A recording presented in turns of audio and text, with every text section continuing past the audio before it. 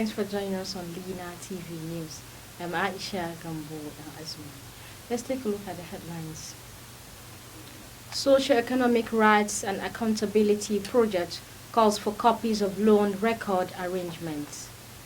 Group calls for rescued CHIBOK girls to be reunited with families. United Nations Secretary General condemns attack on Israel. Stay tuned for the news and details.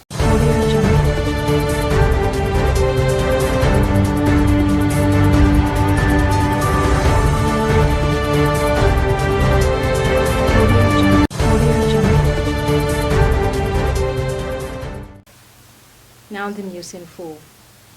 The Nigerian Institute of Electrical and Electronic Engineers has called on the federal government to audit all power infrastructures assets in the country. This was contained in a communique released by its president, Felix Olu, at the end of a one-day conference organized by the Institute in Abuja. The communique was released against the backdrop of recent poor electricity supply in the country, despite an increment in electricity tariff recently announced for Band A customers by the Nigerian Electricity Regulatory Commission. The NERC had on April 3rd announced the tariff increment for Band A power consumers from 68 Naira to 225 Naira per kilowatt hour. The Kibaku Area Development Association has asked the Borno State government to allow the CHIBOK schoolgirls so far rescued from Boko Haram to reunite with their families. The community made the demand at a press conference held at the Unity Fountain in Abuja on Sunday in commemoration of the 10th anniversary of the abduction of CHIBOK schoolgirls in April 2014.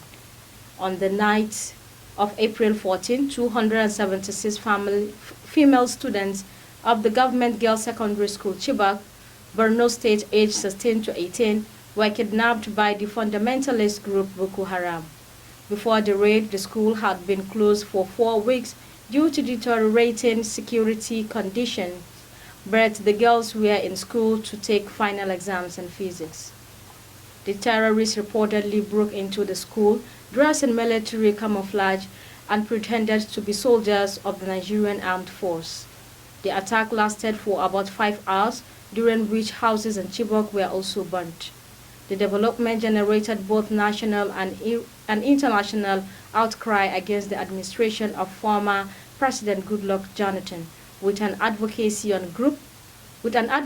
group, Bring Back Our Girls, formed to raise awareness and collaborate with the families and CHIBOK community to demand government action on the girls. Speaking during the press conference on Sunday, the national president of the Kibaku community, otherwise known as CHIBOK, Dauda Iliya, described what he termed the second captivity of the released girls by the Borno State government.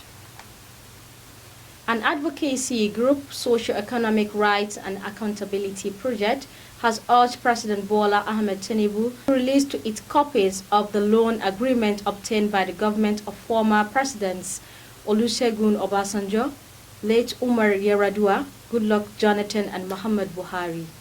It also called on the president to make public the spending details of any such loans, as well as the interest and other payments so far made on the loans.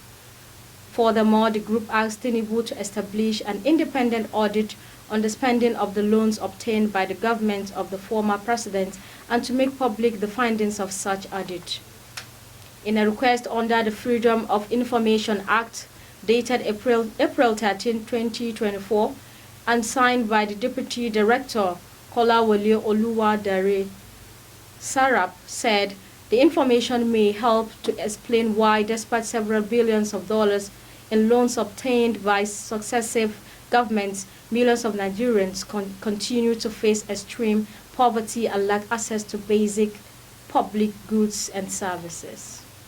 HIPCO Gas Limited has partnered with the Nigerian National Petroleum Company Limited to expand the auto CNG infrastructure nationwide by providing an alternative fuel option for motorists.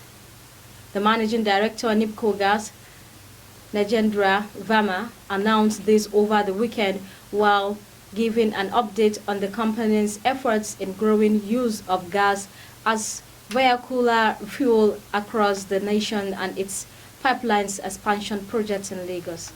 According to him, the company has been the forefront of auto CNG development since its inception in 2009.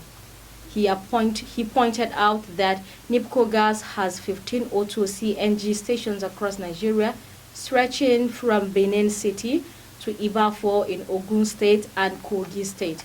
Verma stated that with the partnership, the auto CNG network was set to expand to reach key locations such as Abuja FCT, Ibadan in Oyo State, and Orun in Akwa Ibom State. He added that the company was planning to construct 35 new auto CNG stations, with 4 stations in Lagos expected to be completed by April-May 2024. And to foreign scene, United Nations Secretary General Antonio Guterres has condemned a large-scale attack launched in Israel by Iran. Mr. Guterres, in a statement, urged maximum restraint by all parties and warned that neither the region nor the world could afford another war.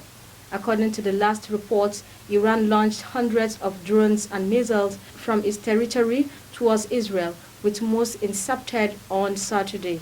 Several missiles reportedly struck within Israeli territory, one of which damaged an Israeli military facility in the south of the country.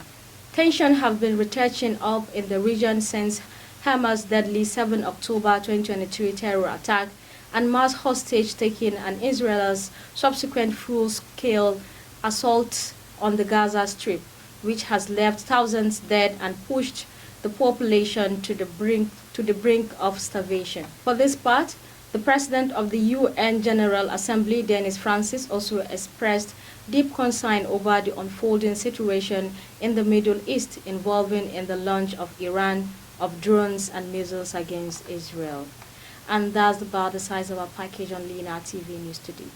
Do well to join us on all our social media platforms at LINATV 247 or visit our website on www.linatv.com.ng. I'm Aisha Gambodazi. Have a lovely day.